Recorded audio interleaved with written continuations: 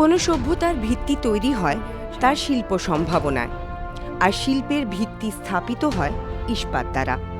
বর্তমানে ভারত পৃথিবীর দ্বিতীয় ইস্পাত প্রস্তুতকারী, কিন্তু সাধারণ ভারতীয়ের দৈনন্দিন জীবনে ইস্পাতের ব্যবহার অন্যান্য উন্নত দেশের তুলনায় কম। উন্নয়নের দৌড়ে ভারতের মূল প্রতিপক্ষ চীন গড়ে 645 কিলো স্টিল ব্যবহার করে মাথাপিছু, এবং সারা বিশ্বে ইস্পাত ব্যবহারের গড় হল মাথাপিছু 233 কিলো, কিন্তু ভারতে তা এখনও 81 কিলোতে দাঁড়িয়ে। বর্তমানে ভারত এক উন্নয়নের নতুন বাঁকে দাঁড়িয়ে, যেখান থেকে আমাদের দেশের অর্থনৈতিক বৃদ্ধি অন্যদের ছাপিয়ে যেতে চলেছে। তৈরি হতে চলেছে 100 স্মার্ট সিটি, প্রয়োজন অসংখ্য উৎপাদনকারী কলকারখানার, নতুন এবং উন্নত রাস্তার, স্টেট অফ দি আর্ট পরিষেবার, আর এই সবের সাথেই ইস্পাত অঙ্গাঙ্গিভাবে জড়িত। কিন্তু বিপুল পরিমাণে ইস্পাতের যোগান দিতে প্রয়োজন বিপুল পরিমাণ উৎপাদনের। তবে তার জন্য যে দূষণ সৃষ্টি হবে সেটি আবার পরিবেশের জন্য ক্ষতিকর। তাই প্রয়োজন গ্রিন স্টিলের, এবং এই উৎপাদনের উন্নততর বিকল্পের সাথে লজিস্টিক্সও অঙ্গাঙ্গিভাবে জড়িত। শিল্প বিপ্লব তবেই সম্ভব যখন কাঁচামাল এবং তৈরি পণ্য সুষ্ঠুভাবে স্বল্প দামে নির্দিষ্ট গন্তব্যে পৌঁছানো যায়। ইস্পাত নির্মাণের নানান দিক নিয়ে প্রতি বছরের মতোই এবছরও স্টিল টেক পত্রিকা আয়োজন করেছিল এক আন্তর্জাতিক আলোচনা সভার। গতকাল অর্থাৎ 16 অক্টোবর 2023 আয়োজিত হল সেই সভা। উপস্থিত ছিলেন ভারত তথা সমগ্র বিশ্বের নামজাদা ইস্পাত প্রস্তুতকারী সংস্থার আধিকারিকেরা। আলোচনা হল আধুনিক ইস্পাত প্রযুক্তি, ইন্ডাস্ট্রিয়াল ডিজাইন, লজিস্টিক্স ইত্যাদি নানান বিষয় নিয়ে। Steel industry, as all of us know, is one of the key sectors as far as the manufacturing is concerned in India, and it is providing support to not only logistics, infrastructure development, but it is also giving employment to millions of people inside the country. As far as industrialization of the country is concerned, it is laying a strong foundation in the rapid industrialization. Our steel production before deregulation, it was around 22 million ton before 1992. Now the production capacity presently it is around 150 million ton crude steel per annum, and we are producing around 120 million ton.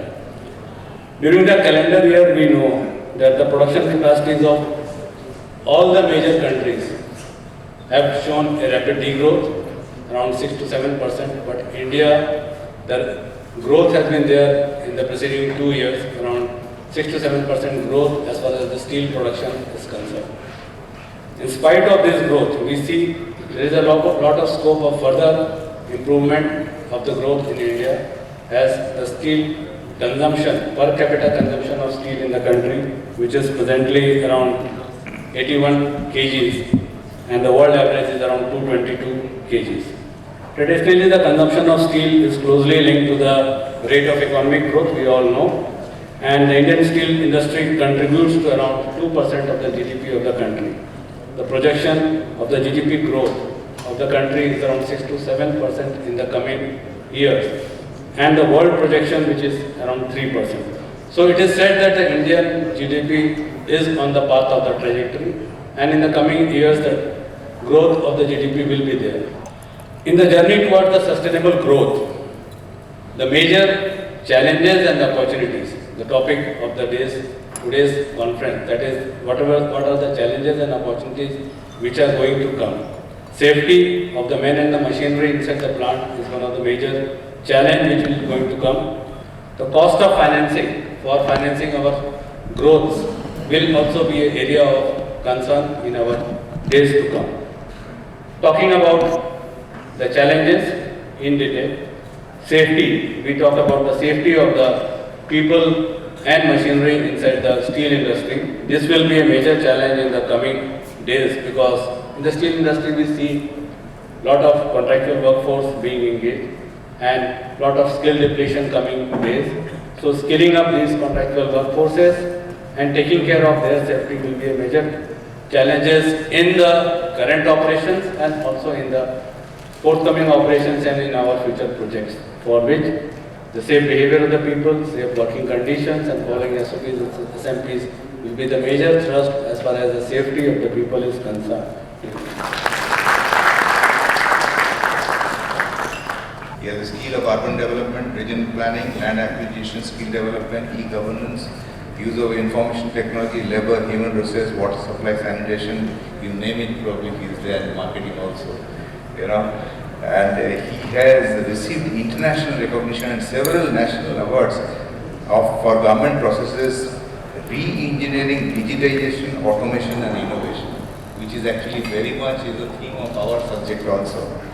And he actually has experience having worked in the World Bank, Asian Development Bank, United Nations, Japanese Fund of Poverty Reduction, funded supported projects. He has worked in all 4 corners of states of India, so Jammu Kashmir, Tamil Nadu, Assam, Mizoram, Gujarat and inter area 16 states of India. So therefore, our complete India is here. With the international, I will request Mr. Chandra to tell a few words. In addition to him, he is a fraternity wise safe. His father was an IPS. He's from Maharashtra. My father was an IPS from Odisha. We have a very good bonding. Yes, Mr. Chandra. I'll start with the term steel. It's a very has been derived and has been known for quite some time.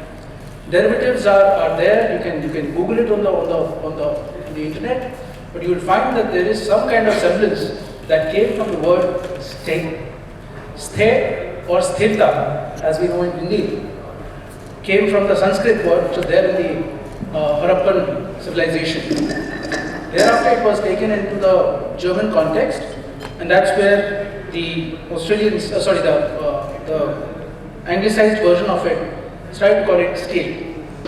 The future is what are we looking at? Primarily 2 things where the steel will be required. Number 1, infrastructure. Number 2, construction. Miscellaneous is there. I'll talk about the miscellaneous, but I'll just spend a few seconds on it. But primarily infrastructure. In infrastructure, over the next 10 years, we are going to have the freight corridors, 6 of them, which are coming up.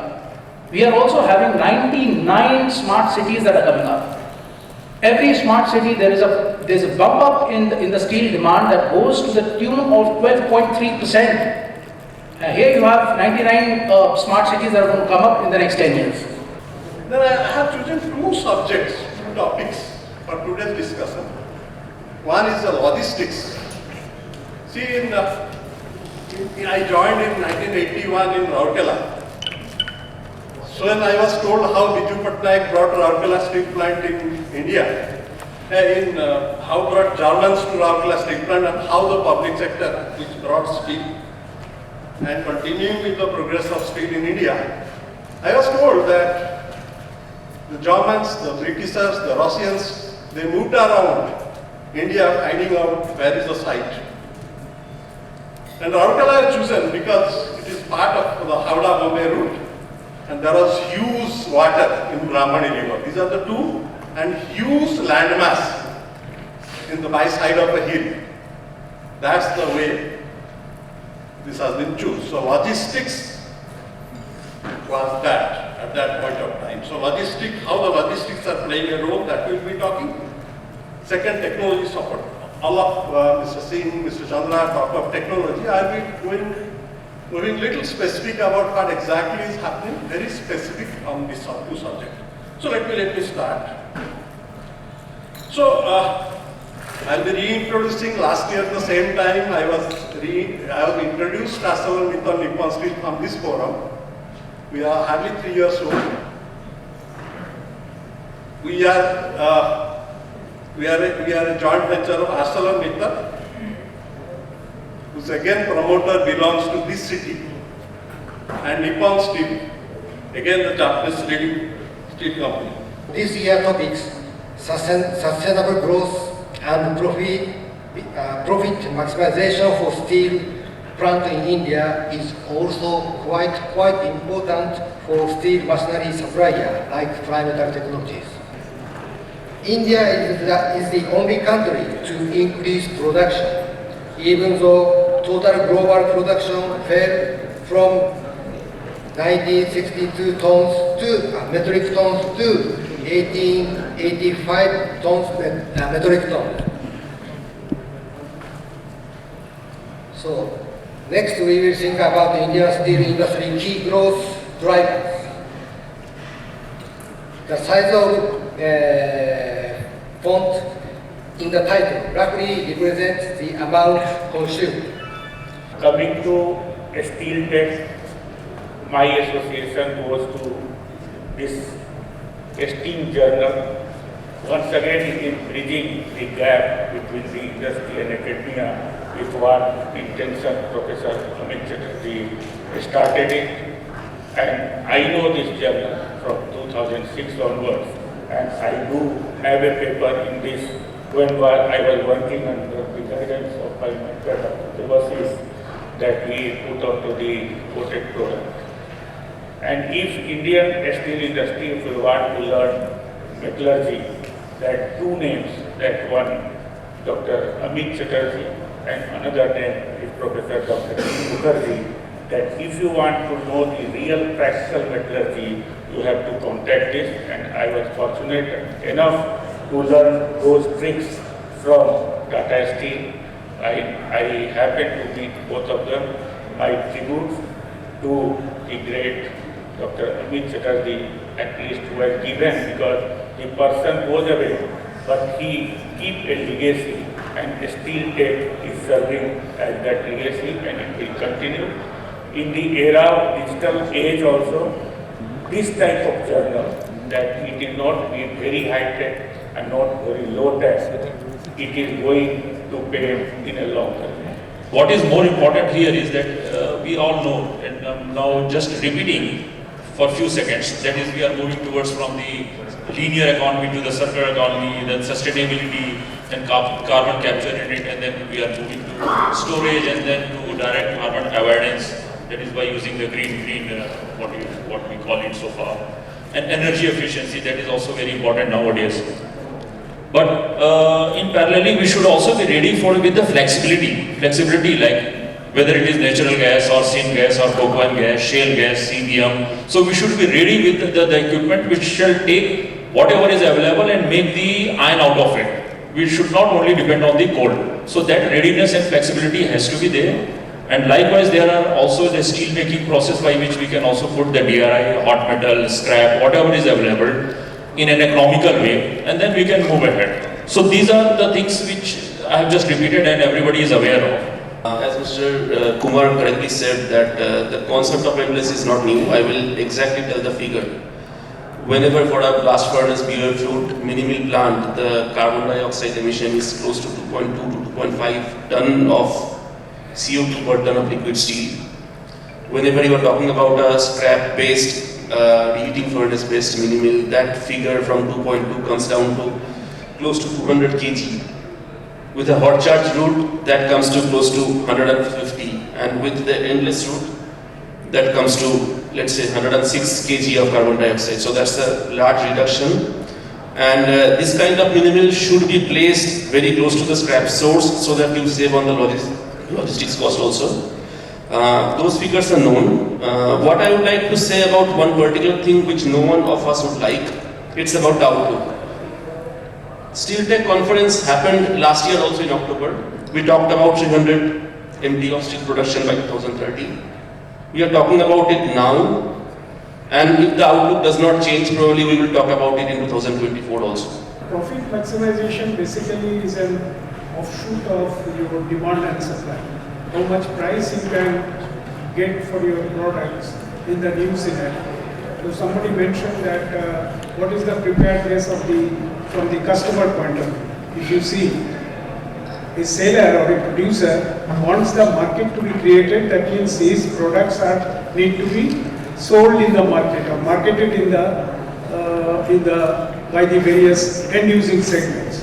Point is that decarbonization technologies, whatever you adopt from the very minimum way in the secondary sector, which are happening, most of them are adopting energy efficiency measures, to the large players who are getting into the CCUS, even injection of hydrogen in the blast furnace, that requires some investment. So in the process, the product will be costlier, and various estimates says it will be costlier between 10 to 25%.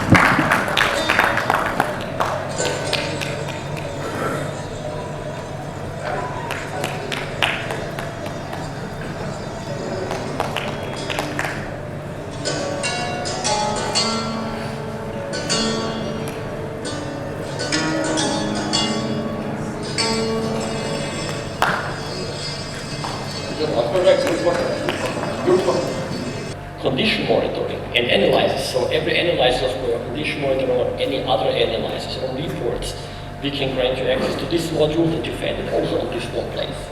Or on-site services or remote support can also be online ordered through MSpace. Or if you want to create blend KPIs and all customized dashboards, also this is one part of MSpace. So we have here 6 main pillars, and beside of spare parts and documentation, for example, there are alarms and tickets. That means if you and a customer have a problem, then you raise a ticket and we are trying to help you. Today, Europe emits about 3 gigatons of CO2, which is significantly lower than the total CO2 emitted by the steel sector globally. And this is what the scenario is like of the 40 gigatons that we emit today. About 8 to 9% of that 40 gigatons is contributed by the steel industry. Now, as we know that many of the other industrial sectors such as transportation and power already have a greenification way forward, right? Power is significantly becoming renewable and quite rapidly so. Tied up with that is greenification of transportation through hydrogen and battery vehicles. So the contribution from these sectors and the other sectors is going to decrease. And if steel industry continues in the way we are, as business as usual, we will soon, in the next 20 years, 25 years, become 40% of the world's man-made CO2. And that, ladies and gentlemen, will probably be a scenario where our children and grandchildren are going to find it unacceptable. They'll probably point fingers back at us that we've not taken action in time. My father started in East Coast Steel Plant in 1939. I started in East Coast Steel Plant in 1968. And my son started in Tata Steel in 2012. So 3 generations in steel. So you can imagine the involvement that I personally have with steel as a subject and as an industry. So having said that, I would like to now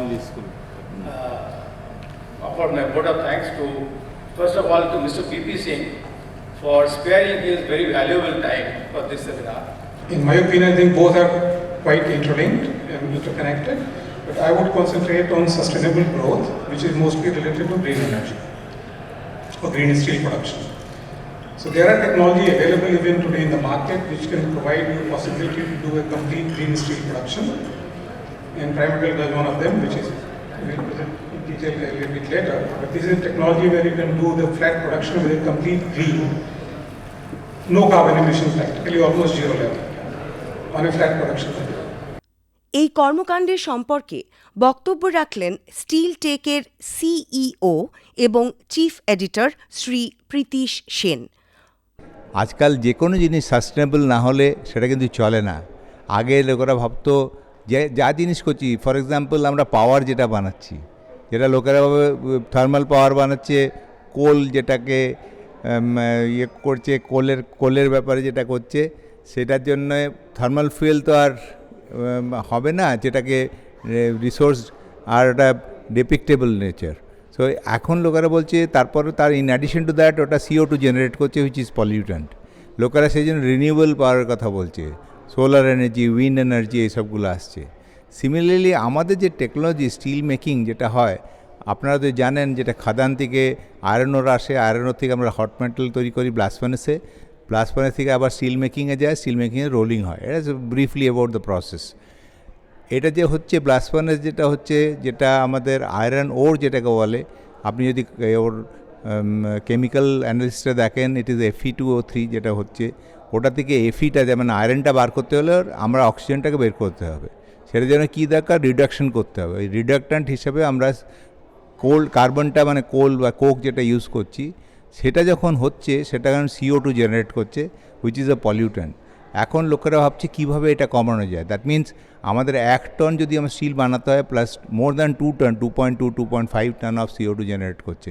এটা এরকম করে গেলে চলবে না। তাহলে কি করা যেতে পারে? এটার জন্য আমরা যদি হাইড্রোজেন ইউজ করি, যেটা কার্বন, অক্সিজেন বার করার জন্য যেটা কার্বন ইউজ করা হচ্ছিল, সেটা যেটা CO2 জেনারেট করছিল, সেটা হাইড্রোজেন ইউজ করলে H2O, তাহলে জল তৈরি হবে, which is not a pollutant. বক্তব্য রাখলেন স্টিল টেকের চিফ মেন্টর BP সরকার এবং চিফ অ্যাডভাইজার জয়ন্ত চ্যাটার্জি। এবারে যে সেমিনার হচ্ছে সেটা হল sustainable growth and profit maximisation. এই দুটো শব্দই খুব ইম্পর্ট্যান্ট আমাদের কাছে।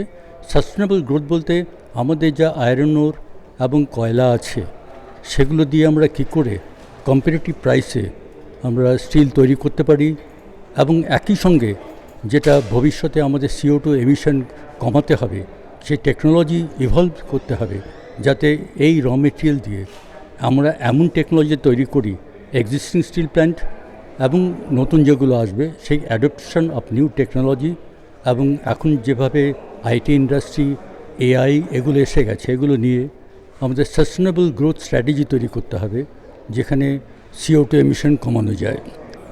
আর প্রফিট ম্যাক্সিমাইজেশন বলতে হচ্ছে যে আমরা যদি কম্পিটিটিভ তৈরি না করতে পারি, তাহলে আমরা কখনোই এক্সপোর্ট করতে পারবো না। আজকালকার দিনে চায়না মোর দেন 100 মিলিয়ন টন এক্সপোর্ট করে, আমাদের দেশে তো উৎপন্ন হয় 120-125 মিলিয়ন টন। তো সেক্ষেত্রে আমাদের ডিসপোজ করা বা এক্সপোর্ট করা কোনো প্রবলেমই নয়, কিন্তু যদি আমরা CO2 এমিশন না কমাতে পারি, আমরা যদি গ্রিন স্টিল না তৈরি করি, তাহলে আমাদের ভবিষ্যতে এক্সপোর্ট করা যাবে না। স্টিল টেকে যে সেমিনারটা হলো, তার যে থিওরি বা প্র্যাকটিস যেগুলো আমরা করছি, তার উপরে কীভাবে আরও ইমপ্রুভ করা যায়, যাতে ভারত একটা উচ্চস্থানে যেতে পারে সাস্টেনেবিলিটি জন্যে। যে আজকে ভারতের খুব খারাপ দিন আসছে যদি না আমরা এই কার্বন এবং এই যে প্রবলেম, এইগুলো আমরা যদি না সলভ করতে পারি। ইউরোপের একটা সুবিধা আছে, Europe is a cold country, আর ইউরোপে সাস্টেনেবিলিটি আরও সুবিধা আছে এই জন্যে যে তারা খুব চিপে ইলেকট্রিসিটি পায়। যেমনি নরওয়ে বা অন্যান্য যারা কান্ট্রিজ আছে, তারা একটা অ্যাডভান্টেজ আছে, বেসিক অ্যাডভান্টেজ ওভার ইন্ডিয়া। ভারতের কি আছে, ভারতের ইলেকট্রিসিটি হচ্ছে সবচেয়ে কস্টলি, এবং আমরা যে স্টিল বানাই তাতে সেই জন্যে আমাদের বেশি কয়লা খরচা হয়।